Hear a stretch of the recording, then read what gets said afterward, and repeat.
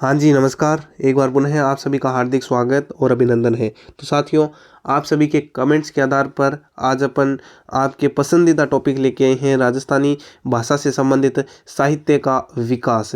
राजस्थानी साहित्य से संबंधित जितने भी पीवाईक्यू क्वेश्चंस पूछे गए हैं और आगामी भर्ती परीक्षाओं में अगर आप तैयारी कर रहे हैं पशु परिचय की, या आप सीईटी की तैयारी कर रहे हैं, या आप किसी शिक्षक भर्ती परीक्षा की तैयारी कर रहे हैं, तो आप सभी के लिए उपयोगी है। आगामी भर्ती परीक्षाओं में यहाँ से प्रश्न पूछे जाने की संभावना ज़्यादा बनी रहती है, क्योंकि आजकल एग्जामिनर का जो महत्वपूर्ण अगर टॉपिक की बात करें तो राजस्थानी भाषा से संबंधित ज़्यादा प्रश्न पूछे जाते हैं। और इसकी पीडीएफ आपको निःशुल्क हमारे चैनल पर प्रोवाइड करवाई जाएगी। अपडेटेड राजस्थान जीके के अनुसार ये क्वेश्चंस होने वाले हैं। और इसके अलावा जिसकी लिंक जो आपको डिस्क्रिप्शन मिल ही जाएगी पीडीएफ की, आपको विदित ही है। तो बात करते हैं आज के प्रमुख प्रश्नों की। ये जो कक्षा है, ये जो टॉपिक है, ये थोड़ा बड़ा टॉपिक है, तो 3 से 4 कक्षाओं में ये पूरा टॉपिक आएगा। तो पार्ट आपको डेली से डेली शाम को 4 से 5 बजे के आसपास आपको प्रत्येक दिन मिल जाएंगे। तो देखिए, जो पहला प्रश्न है, वेली किशन रुक्मणीरी और छंद रावजेत सिरो इन 2 डिंगल में लिखी पुस्तकों को संपादित करने वाला वचनिका राठौड़ रतन महेश दासोतरी खिड़िया जग्गारी कही को प्रथम बार प्रकाश में लाने का श्रेय किसको दिया जाता है? तो सही उत्तर हो जाएगा टेसीटोरी को दिया जाता है। अब ये टेसीटोरी कौन था, क्या प्रश्न है, अच्छे से समझने की चेष्टा करते हैं। देखिए, लुइजी पियो टेसीटोरी जो था, राजस्थानी साहित्य के अन्वेषकों में डॉक्टर टेसीटोरी का नाम आदर में लिया जाता है। इटली में रहते हुए बिना किसी व्याकरण कोश की सहायता से हस्तलिखित ग्रंथों में डॉक्टर टेसीटोरी ने प्राचीन राजस्थानी भाषा का अध्ययन किया। चारण साहित्य पर शोध करने के लिए भारत सरकार ने इन्हें भारत बुलाया था। भारत में आने पर वे अधिकांशतः राजस्थान में ही रहे और 6 वर्षों तक राजस्थानी साहित्य में शोध, संपादन, प्रकाशन का कार्य में संलग्न किया।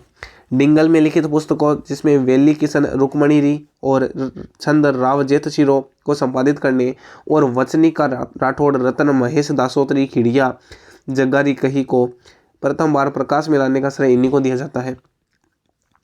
सन 1920 में बीकानेर में उनका देहांत हो गया। उस समय वे मात्र 30 साल के थे। डॉक्टर टेसीटोरी कई महत्वपूर्ण ग्रंथों का संपादन किया और प्राचीन राजस्थान के व्याकरण पर प्रशंसनीय कार्य इन्होंने किया था।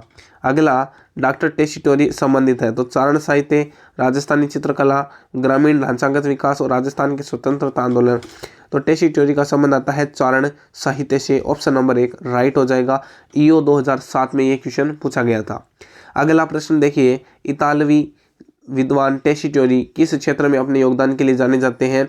तो राजस्थानी व्याकरण पर लेख इन्होंने लिखा था। इनको प्रकाश में लाने का श्रेय इनको दिया जाता है। एआरओ 2022 में ये क्वेश्चन पूछा गया था। अगला देखिए, लेफ्टिनेंट कर्नल जेम्स टोड द्वारा लिखित annals and antiquities of Rajasthan पुस्तक में टोड इसका दूसरा नाम दिया है। टोड ने इसका दूसरा नाम क्या दिया है? Annals and antiquities of Rajasthan में इसका दूसरा नाम है the central and western Rajput states of India. ये इसका दूसरा नाम देखने को मिलता है। देखिए, व्याख्या के संदर्भ में बात करें तो इंग्लैंड निवासी कर्नल जेम्स टोड ने 1800 ईस्वी में भारत आए और 1817 में कुछ रियासतों, जिसमें पश्चिमी राजपूत स्टेट के पॉलिटिकल एजेंट बनकर उदयपुर आए थे। उन्होंने सेवा काल में उन्होंने विभिन्न रियासतों में घूम कर इतिहास विषयक सामग्री एकत्रित की और इंग्लैंड जाकर annals and antiquities of Rajasthan नामक एक ग्रंथ लिखा।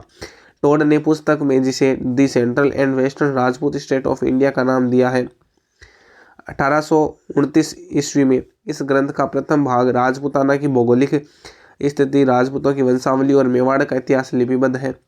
और 1832 में जो द्वितीय भाग था, जिसमें मारवाड़, बीकानेर, जैसलमेर, आमेर और हाड़ौती राज्यों का इतिहास है, वो प्रकाशित हुआ है।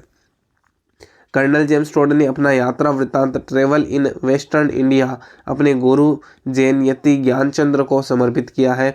इन्हें राजपूताने के प्रथम लेखक ही नहीं, बल्कि राजस्थान इतिहास के प्रथम विशेषज्ञ और प्रथम विदेशी इतिहासकार जिसने सामंतवादी व्यवस्था के बारे में लिखा है, इनको कहा जाता है। टोड राजस्थान का प्रथम इतिहासकार था जिसने पहली बार वैज्ञानिक दृष्टिकोण से समस्त राजस्थान का इतिहास लिखा, इसलिए इसे सही मायने में राजस्थान के इतिहास का पिता या जनक माना जाता है। अगला क्वेश्चन देखिए, annals and antiquities of Rajasthan के लेखक lieutenant colonel James Tod political agent क्या के थे? तो ये पश्चिमी राजपूत स्टेट के पॉलिटिकल एजेंट थे। ऑप्शन नंबर 4 राइट हो जाएगा। अगला प्रश्न देखिए, annals and antiquities of Rajasthan नामक पुस्तक किसने लिखी थी? तो ये कर्नल जेम्स टॉड ने लिखी थी। ऑप्शन नंबर 2 राइट हो जाएगा। ये क्वेश्चन पूछा गया था पुलिस कांस्टेबल 2020 में। अगला प्रश्न देखिए, वह कौन सा प्रथम अंग्रेजी इतिहासकार था जिसने राजस्थान की जागीरदारी यानी फ्यूडलिज्म व्यवस्था पर लिखा? तो जागीरदारी पर लिखने वाला प्रथम अंग्रेजी इतिहासकार था जिसका नाम था कर्नल जेम्स टॉड। अगला प्रश्न देखिए, राजस्थान इतिहास का जनक किसे माना जाता है? तो कर्नल टॉड को माना जाता है। अगला प्रश्न, राजस्थान के विख्यात इतिहासकार जो एक समाज सुधारक भी रहे हैं, तो समाज सुधारक जो राजस्थान के एक इतिहास रहे हैं वो थे हरविलास सारदा। Option number 2। तो अंग्रेजी शासन में बाल विवाह निषेध अधिनियम कानून बनाने वाले हरविलास सारदा जन्म हुआ था 8 जून 1867 को अजमेर में, और ये दयानंद सरस्वती के संपर्क में रहे थे और इतिहास पर कई पुस्तकें इन्होंने लिखी थी, जिसमें हिंदू सुपीरियरिटी 1906 का प्रकाशन किया। इन्होंने Ajmer historical and descriptive, Maharana Sanga, Hamir और Ranthambore speeches and writing of Harbilas Sarda, work of Maharshi Dayanand Saraswati and Paropkarini Sabha, Maharana Kumbha, Shankaracharya Dayanand, life of Virajanandi Saraswati, Satyarth Prakash आदि ऐतिहासिक ग्रंथ लिखे जो बहुत अधिक प्रसिद्ध हुए थे। अगला, राजस्थान का साहित्य की कौन सी श्रेणी कहानी या कथा विधा से संबंधित है? कहानी या कथा विधा से संबंधित आता है वात यानी कहानी। RS 2012 में पूछा गया क्वेश्चन था। तो वात यानी जिसको कहानी बोला जाता है, किसी व्यक्ति या जाति या घटना या प्रसंग का संक्षिप्त इतिहास वात कहलाता है। बात बताना, कहानी बताना, तो राजस्थानी में वात बोलता है। अगला देखिए, किसी व्यक्ति विशेष और राजवंश की उपलब्धियों और घटनाओं पर प्रकाश डालने वाली कृतियों को क्या कहते हैं? तो उसको कहते हैं प्रकाश। सड़क वाला प्रकाश। किसी वंश अथवा व्यक्ति विशेष की उपलब्धियों घटना विशेष पर प्रकाश डालने वाली कृतियां प्रकाश कहलाती है, जैसे राज प्रकाश। अगला प्रश्न देखिए, राजस्थान में पवाड़ा क्या मतलब क्या है? तो पवाड़ा मतलब होता है लोक गाथा, जैसे बाबू जी के पवाड़ेर, है ना। तो बहादुरों के विशेष काम का वर्णन करने वाली जो लोक गाथा होती है उसको क्या बोलते हैं? पवाड़ा बोला जाता है। Librarian 3rd grade 2020। अगला, राजस्थानी साहित्य में पवरा यानी पवाड़ा क्या है? तो पवाड़ा क्या है? बहादुरों के विशेष कार्य का वर्णन करने वाली जो रचना है उसको पवाड़ा बोला जाता है। अगला प्रश्न, निम्नलिखित में से किस प्रकार के काव्य ग्रंथों में हमें एक राजा की महानता, उसकी विजयों, युद्धों और शौर्य का वर्णन मिलता है? तो ये सभी की सभी जो चीज़ें हैं वो रासो जो लिखा जाता है, जैसे पृथ्वीराज रासो, उनमें उनके विजय, युद्ध और शौर्य और महानता का वर्णन देखने को मिलता है।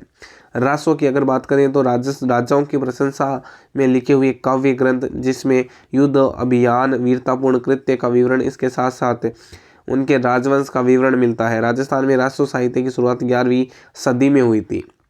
अगला, मानचरित्र रासो के रचयिता है?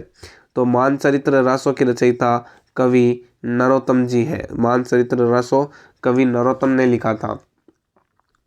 मानचरित्र रासो की रचना कवि नरोत्तम ने की, जो आमेर के शासक मानसिंह प्रथम का समकालीन था। अगला प्रश्न देखिए, पृथ्वीराज रासो के लेखक कौन है? तो पृथ्वीराज रासो चंद्र बरदाई ने लिखा है। ऑप्शन नंबर 3 चंद्र बरदाई। पृथ्वीराज रासो चंद्र बरदाई जिसका नाम था, मूल नाम इसका भी पृथ्वीराज भट्ट वल्लादी था। इसने पृथ्वीराज के जीवन के चरित्र का बहुविध छंद है जो पिंगल भाषा में लिखे गए हैं। यह हिंदी का सर्वप्रथम उपलब्ध महाकाव्य है। अगला, कवि चंद्र बरदाई का अन्य नाम क्या है? तो पृथ्वी भट्ट है। ऑप्शन नंबर 2 पृथ्वी भट्ट। 4 बांस 32 गज अंगुल अष्ट प्रमाण विरोक्ति थी, तो ये किससे संबंधित थी? ये चंद्र बरदाई से संबंधित थी। चंद्र बरदाई भट्ट जाति के चारण कवि थे। परंपरा अनुसार पृथ्वीराज के समकालीन उनके मित्र एवं राजकवि माने जाते हैं। इन्हीं के प्रसिद्ध दोहे 4 बांस 24 गज के अनुमान से पृथ्वीराज ने शब्द भेदी बाण से मोहम्मद गौरी को मारा था। अगला प्रश्न देखिए, बिसल रासो की मुख्य महिला पात्र कौन थी? तो राजमती बिसल रासो से संबंध रखता है। राजमती बिसल रासो पृथ्वीराज चौहान विग्रहराज चतुर्थ के समय का बिसल रासो, और राजमती इसका प्रमुख पात्र थी। नरपति नाले द्वारा जो लिखित है बिसल रासो, यह ग्रंथ सांबर के राजा बिसल यानी विग्रहराज तथा राजमती के प्रेम कथा पर आधारित है। अगला, बिसल रासो के लेखक कौन है? नरपति नाले। ऑप्शन नंबर 4 नरपति नाले जो है वो बिसल रासो के रचयिता या लेखक माने जाते हैं। अगला प्रश्न देखिए, हमीर रासो एवं हमीर काव्य के रचनाकार कौन है? हमीर रासो या हमीर काव्य जो है इसके रचनाकार सारंगधर माने जाते हैं। सारंगधर जो है इन्होंने संस्कृत भाषा में हमीर रासो में ये ग्रंथ लिखा, और इस ग्रंथ में रणथंबोर के राजा हमीर और मुस्लिम शासक अलाउद्दीन खिलजी के बीच हुए युद्ध का ओजस्वी विवरण हमीर रासो में देखने को मिलता है। अगला प्रश्न देखिए, उससे पहले हमीर संबंधित ग्रंथ देखिए। हमीर रासो जो है वो किसने लिखा था? सारंगधर ने 14वीं शताब्दी में।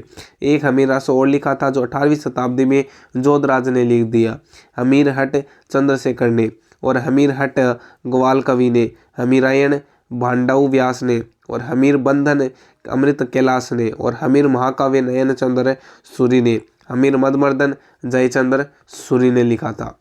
अगला देखिए, हमीर रासो किस भाषा का ग्रंथ है? तो हमीर रासो जो है वो संस्कृत भाषा का ग्रंथ माना जाता है।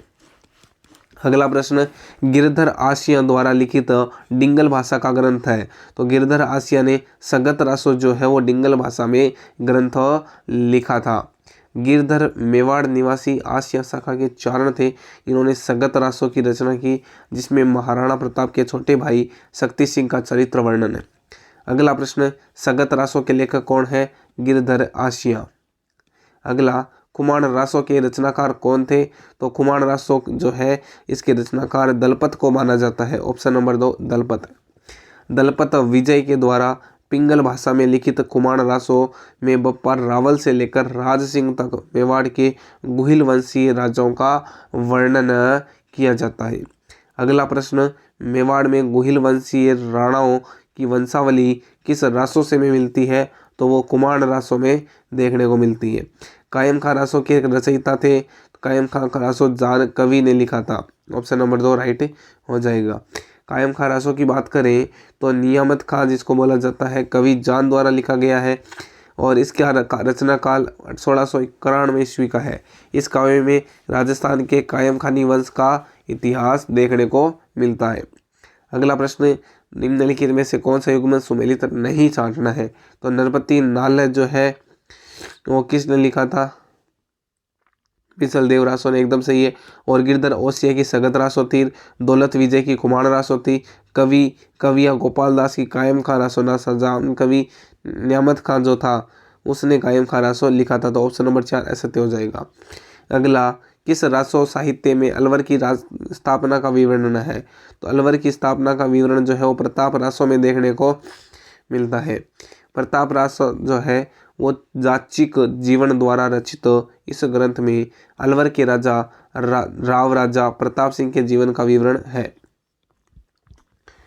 अगला प्रश्न देखिए, ख्यात के विषय में असत्य कथन छांटिए। ख्यात, तो ख्यात जो है वो भाट लोग संभालते थे, नहीं सा ख्यात जो है भाट लोग नहीं संभालते थे। ख्यात शब्द संस्कृत के ख्याति शब्द से निश्चित हुआ, एकदम सही है। इतिहास के विषय में जानकारी मिलती है, ये भी बात सही है। और अनेक ख्यात राज्य संरक्षण में लिखी हुई है, ये भी बात सही है। देखिए, ख्यात से संबंध बात करें तो ख्यात वंशावली तथा प्रशस्ति लेखन का विस्तृत रूप है। देशी राज्यों के राजाओं ने अपनी मान मर्यादा का चित्रण इतिहास लिखवा कर दिया, यह लेखन प्रणाली ख्यात कहलाई।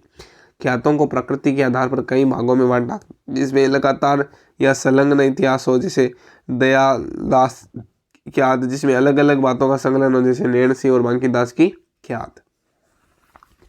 अगला प्रश्न है, राजस्थानी साहित्य में रियासतों के शासकों ने अपने पराक्रम, विजयों और अन्य महत्वपूर्ण कार्यों के इतिहास का लेखा जोखा अपने इतिहासकारों से लिखवा कर संजोया। इस लेखा जोखा को वर्णन को क्या कहा जाता है? तो इनको कहा जाता है अपना ख्यात। ऑप्शन नंबर 1 ख्यात कहा जाता है। मारवाड़ परगनारी विगत ग्रंथ लिखा है, तो ये मारवाड़ परगनारी विगत ग्रंथ किसने लिखा था? मोहनोत नैणसी ने लिखा था। बहुत बार बार क्वेश्चन पूछा गया है।